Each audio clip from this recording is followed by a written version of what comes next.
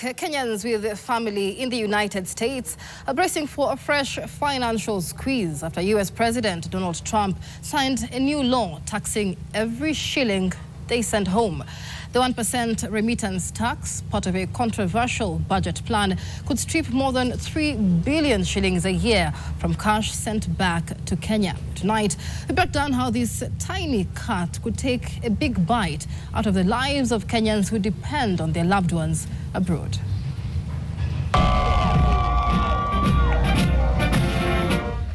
More than 100,000 Kenyans live and work in the United States, sending money back home to support their families. But now, there's a new twist. President Donald Trump's administration has passed a law imposing a 1% tax on every amount sent from the U.S. to Kenya and other parts of the world by migrants. Back home, these funds help Kenyans working abroad invest and take care of their loved ones. But how will this new tax squeeze those wallets? If I send $1,000 from the US to somebody in Kenya, they will impose almost $50 out of that 1,000. So you'll pay $50 in taxes. That's a big chunk of money to go on taxes. It's 1%, but it's still a lot of money. According to John Maina, the executive director of Center for Diaspora Affairs, the 1% may be considered minute, but once calculated a wholesome, the amount is staggering. According to Dr. Shem Ochuodho, the chairperson of the Kenya Diaspora Alliance, and I quote, "It is good that it has come down from the original proposal, but it still will affect us. The Trump administration is a threat to multilateralism.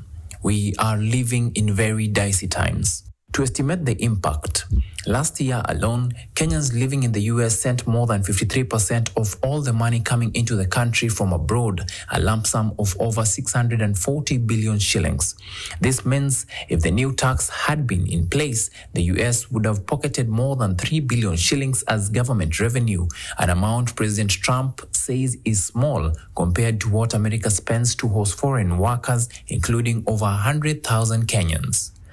Despite that, experts warn that even a small tax could push Kenyans to look for other ways to send money home, ways that may not be as safe or secure. Well, I'm sure they will have to become very creative.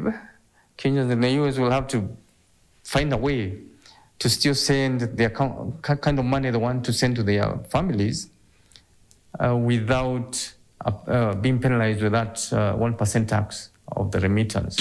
For now, this misfortune will squeeze the Kenyans who rely on support from their loved ones who live abroad, since the tax is meant to reduce the funds they receive each and every month. Eugene Mbeka, NTV, Mombasa.